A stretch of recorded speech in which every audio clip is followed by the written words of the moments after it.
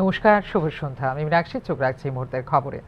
রাজ্য সরকারের বিভিন্ন দপ্তরে মোট ৪৫টি শূন্য পদ পূরণের রাজ্য মন্ত্রিসভার সিদ্ধান্তের কথা জানিয়েছেন মুখ্যমন্ত্রী ডাক্তার মানিক সাহা। শনিবার নিজের সামাজিক মাধ্যমে এই সকল শূন্য পদ পূরণ এবং সেই সঙ্গে রাজ্য মন্ত্রিসভা গৃহীত অন্যান্য সিদ্ধান্তগুলোর কথা জানিয়েছেন মুখ্যমন্ত্রী ডাক্তার মানিক সাহা।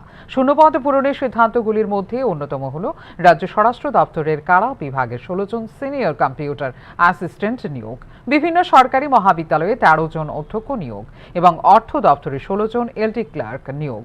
এছাড়া রাজ্য ফরেনসিক সায়েন্সের ল্যাবরেটরিতে ২ জন জুনিয়র ফরেনসিক ডিজিটাল অ্যানালিস্ট নিয়োগের সিদ্ধান্ত নিয়েছে রাজ্য মন্ত্রিসভা। এছাড়া পর্যটন বিভাগের অধীনে ত্রিপুরা ডিজিটাল ও সাংস্কৃতিক জাদুঘর স্থাপন, শিল্প ও বাণিজ্য বিভাগের অধীনে টাটা টেকনোলজিস লিমিটেডের সহযোগিতায় সরকারি শিল্প প্রশিক্ষণ ইনস্টিটিউটের উন্নীতকরণের প্রস্তাব, শিল্প ও বাণিজ্য বিভাগের অধীনে ত্রিপুরা স্টার্ট আপ নীতি ২০২৪ প্রবর্তনের প্রস্তাবও গৃহীত হয়েছে রাজ্য মন্ত্রিসভার বৈঠকে। এক্ষেত্রে শিল্প ও বাণিজ্য বিভাগের অধীনে শিল্প এস্টেটে টিএনজিসিএল দ্বারা সরবরাহ করা প্রাকৃতিক গ্যাসের ওপর টিআরটি সেস হ্রাস করার মতো গুরুত্বপূর্ণ সিদ্ধান্ত নিয়েছে রাজ্য মন্ত্রিসভা।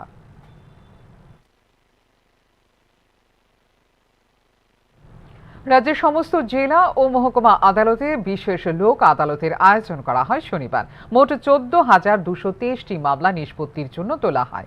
এই বিশেষ লোক আদালতের জন্য মোট ২৪টি বেঞ্চ গঠন করা হয়েছিল বলে জানা যায়। রাজ্য জুড়ে বিশেষ লোক আদালতে যে ১৪,২২৩টি মামলা তোলা হয়েছিল তার মধ্যে ছিল মোটর ভেহিকেল অ্যাক্ট অর্থাৎ ট্রাফিক চালান সংক্রান্ত ৯,৭৫৬টি মামলা, ত্রিপুরা পুলিশ অ্যাক্টে ৩,৮৩২টি মামলা, ত্রিপুরা গ্যাম্বলিং অ্যাক্টে ১২২টি মামলা, ত্রিপুরা এক্সাইজ অ্যাক্টে ৪৪১টি মামলা, চেক বাউন্স সংক্রান্ত ৩১টি মামলা, সিআর ফরেস্ট সংক্রান্ত ৭টি মামলা, মীমাংসাযোগ্য ফৌজদারি সংক্রান্ত ২৭টি মামলা এবং এনিম্যাল অ্যাক্ট ৭টি মামলা নিষ্পত্তির জন্য তোলা হয়।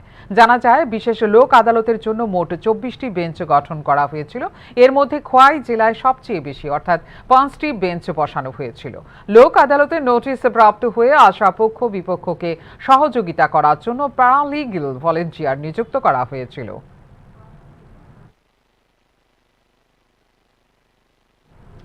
কিছুদিন আগে উত্তর পূর্ব সীমান্ত রেলওয়ে লামডিং বদরপুর অংশে একটি মালবাহী ট্রেন লাইনচ্যুত হওয়ায় প্রায় ৪ থেকে ৫ কিলোমিটার বিস্তৃত রেল লাইন ক্ষতিগ্রস্ত হয়েছে। ফলে বহিরাজ্য থেকে পেট্রোপণ্য সহ বিভিন্ন নিত্য প্রয়োজনীয় সামগ্রী আমদানি বন্ধ রয়েছে রাজ্যে। ইতিমধ্যে রেলওয়ে কর্তৃপক্ষের পক্ষ থেকে উক্ত এলাকায় রেল লাইন সারাইয়ের জন্য গ্রহণ করা হয়েছে যাবতীয় ব্যবস্থা।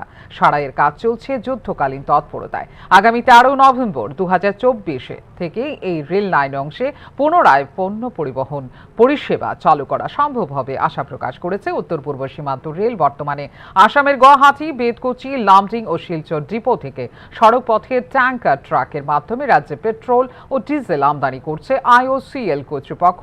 তবে বর্তমানে ধর্মনগরের আইওসিএল ডিপো সহ রাজ্যের বিভিন্ন মহকুমায় পেট্রোল পাম্পগুলিতে পেট্রোলের মজুতের পরিমাণ কম থাকায় সারা রাজ্যে পেট্রোল বিক্রির ক্ষেত্রে সাময়িকভাবে রেশনিং ব্যবস্থা চালু করার সিদ্ধান্ত নিয়েছে রাজ্য সরকার। রবিবার থেকে চালু হবে পেট্রোলে এই রেশনিং ব্যবস্থা।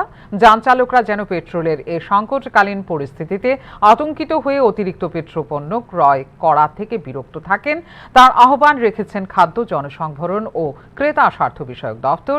এই রেশনিং ব্যবস্থার মেয়াদ রাজ্যের রেলপথে পেট্রোপণ্য পরিবহন পরিষেবা পুনরায় চালু হওয়া পর্যন্ত লাগু থাকবে বলে জানিয়েছে দপ্তর।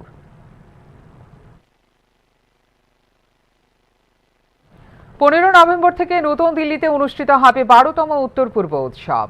উত্তর পূর্ব ভারতের ২০০টির বেশি সম্প্রদায়ের অংশগ্রহণে অনুষ্ঠিতব্য এই উত্তর পূর্ব উৎসব আয়োজিত হবে মেজর ধ্যানচাঁদ জাতীয় স্টেডিয়ামে এবং জুবিন গার্গ, বিপুল চেত্রী এবং রিয়া ঋষভ সহ জনপ্রিয় শিল্পীদের পরিবেশনা। ডোনার মন্ত্রকের সহায়তায় অনুষ্ঠিত হতে চলা উত্তর পূর্ব উৎসব এই অঞ্চলের সাংস্কৃতিক, শৈল্পিক এবং দক্ষতার বৈচিত্র্যময় মিশ্রণ উপস্থাপন করবে। উত্তর পূর্বাঞ্চলের বিভিন্ন সম্প্রদায়ের শিল্পজাত পণ্যের স্টল ছাড়াও ৩ দিনের উৎসবে থাকবে এই অঞ্চলের বিভিন্ন খাদ্যর ৬০০টি স্টল। সময়ের সাথে সাথে সাংস্কৃতিক গুরুত্বের পাশাপাশি দিল্লির প্রধান পর্যটন উৎসবেও পরিণত হয়েছে এই উত্তর পূর্ব উৎসব।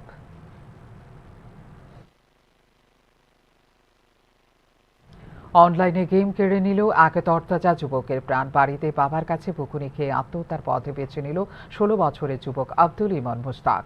ঘটনা নতুন বাজার থানাধীন খেদারনল এলাকায়। যুবকের মৃত্যুতে এলাকায় শোকের ছায়া বিরাজ করছে। ঘটনা তদন্তে পুলিশ আধুনিক প্রযুক্তি মানুষকে যেমন নিত্য নতুন বিনোদনে ভরপুর আনন্দ দেয়, তেমনি প্রযুক্তির কুপ্রভাবে মানুষকে প্রতিনিয়ত বিপথগামী করে প্রাণহানির ঘটনাও ঘটে চলেছে নিরন্তর। জানা যায়, আত্মহত্যার ঘটনা আজ করতে পেরে পরিবারের লোকজন সঙ্গে সঙ্গে আব্দুল ইমনকে নতুন বাজার হাসপাতালে নিয়ে গেলে কর্তব্যরত চিকিৎসক তাকে মৃত বলে ঘোষণা করে। আত্মহত্যার ঘটনায় গোটা পরিবারে নেমে এসেছে শোকের ছায়া। এই ব্যাপারে নতুন বাজার থানার একজন পুলিশ আধিকারিকের কাছে জানতে চাইলে তিনি জানান, খবর পেয়ে পুলিশ ঘটনাস্থলে গিয়ে আত্মহত্যার ঘটনা সম্পর্কে অবহিত হয়। তিনি জানান, আইন অনুযায়ী শনিবার ময়না তদন্তের পর যুবকের মৃতদেহ পরিবারের হাতে তুলে দেওয়া হবে। হসপিটাল থেকে থানাতে একটা রিকুইজিশন হয়েছে যে একটা ডোর আইসি। এবার গেলাম, গিয়ে অপারেটরটা পাইলাম এই ইমার্জেন্সির সামনে। বয়স হলো 16, নাম হলো আব্দুল ইমন মুস্তাক, বাবার নাম লিটন মিয়া, বাড়ি খেদারনাল। এটা এখন যেহেতু গডেড আইসে পুষ্পনাম হইব আগামীকালকে, যেহেতু রাত্রে হয়ে গেছে পুষ্পনাম হইতো না, কালকে পুষ্পনাম হইব। পুষ্পনাম হইয়া তারা তো লিগেল গার্ডিয়ানকে হ্যান্ডওভার করা যাবে। কোনো কিছু নাই, মারা যায় সার্টিফিকেটের সাধারণ তারা সুইসাইড করতে হবে। বাচ্চা ছেলে কী করে করছে এটা জামু কালকা ইনভেস্টিগেশন করে জিজ্ঞাসাবাদ করবো। আবার এখন তো জিজ্ঞাসাবাদ করার একটা মুড নাই, তারা একটা এখনকার মতো এই মুহূর্তের সংবাদ এই পর্যন্ত। অন্যান্য আপডেটস দেখার জন্য অবশ্যই নজর রাখতে হবে নিউজ নামের পর্দায়। নমস্কার।